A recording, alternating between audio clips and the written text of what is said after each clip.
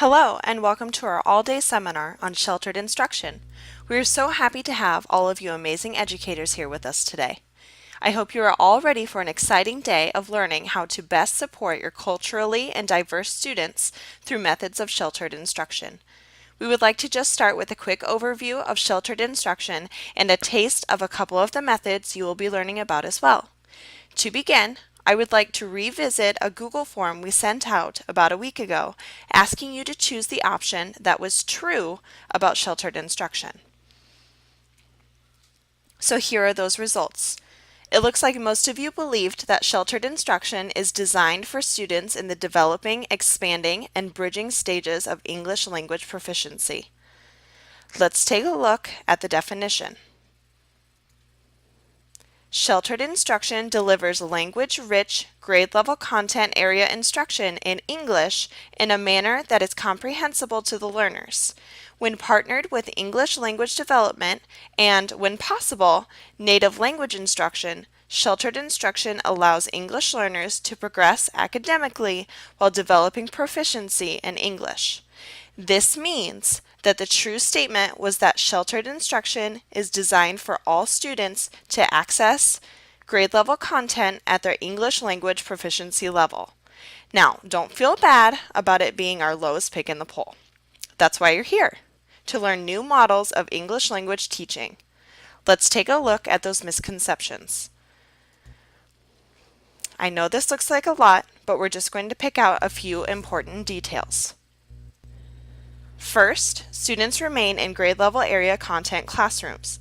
Sheltered instruction does not take place in a self-contained CLD classroom. CLD students learn grade-level content with grade-level peers so they aren't losing access to content from being pulled out.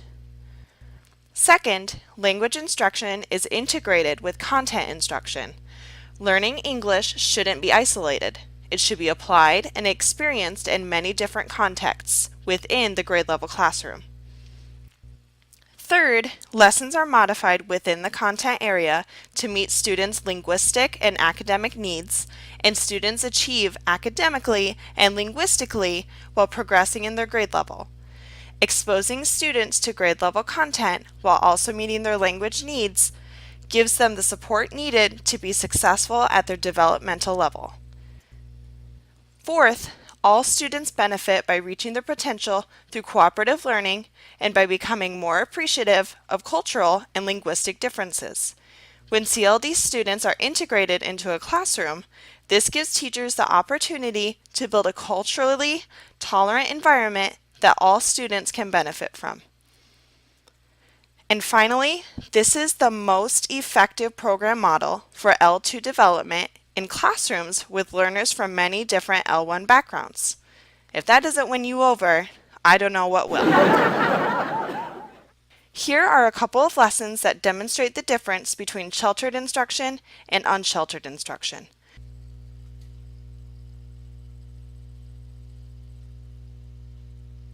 Okay, class, today we are going to be talking about making healthy food choices for a healthy lifestyle. This poster shows a picture of a plate. It is called My Plate, and it is a guide that shows people how to eat in healthy ways. My Plate shows that healthy foods are categorized into 5 different groups. Each food group is represented by a different color. Grains are in the orange group. Vegetables are in the green group. Fruits are in the red group. Dairy is represented by the blue group. And last we have protein, which is the purple group. We should eat foods from all of the 5 groups every day. The sections in the plate are different sizes. The bigger the section, the more of that food group we should eat. The green section for vegetables, for example, is bigger than the protein section. That means you should eat more vegetables than protein in a day. It's important to vary your vegetables. You can eat them raw or cooked, canned or frozen. So who in here had vegetables with their dinner last night? Yeah. Please talk in your groups about strategies you notice the teacher using.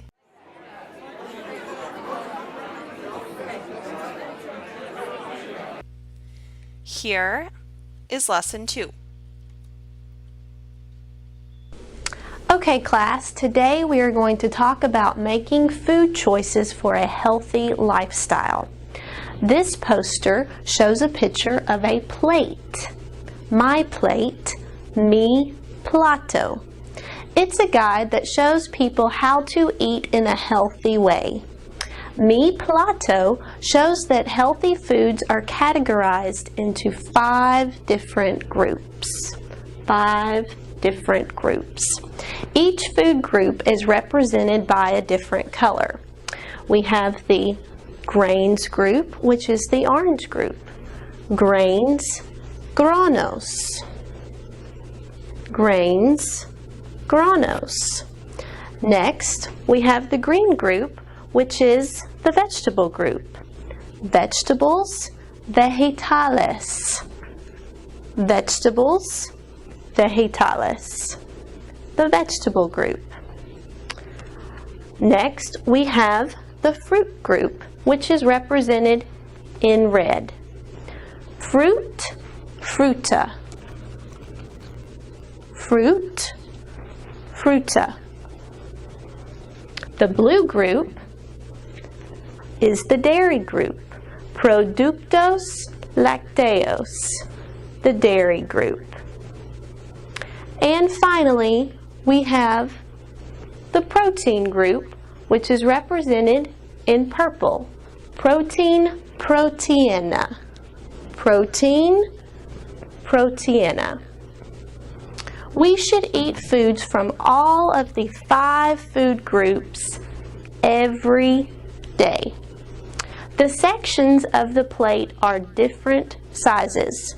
The bigger the section, the more food from that section we should eat each day. For example, the green group, the vegetable group, is bigger than the protein group, the purple group. So that means we should eat more vegetables in a day than protein. It's important to vary your vegetables. You can eat them raw or cooked, canned, or frozen. So who in here had vegetables with their dinner last night? Please talk again about strategies you saw in lesson 2.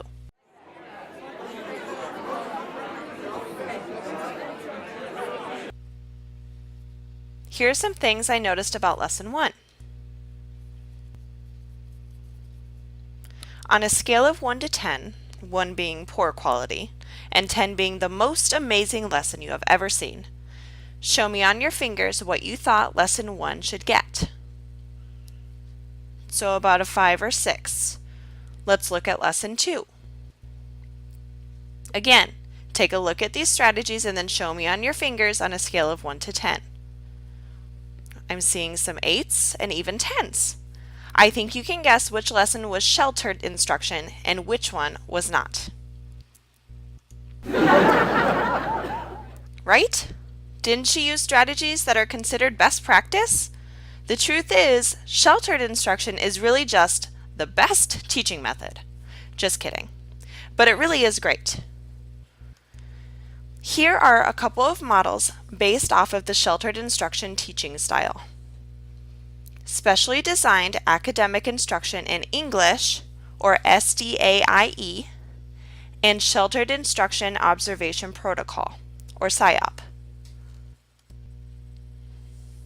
Specially designed academic instruction in English provides opportunities for social interaction as a means for cognitive and language development, access to the core curriculum, and ongoing L2 language development. It stresses these 6 components: bridging, contextualization, metacognitive development, modeling, schema building, and text representation.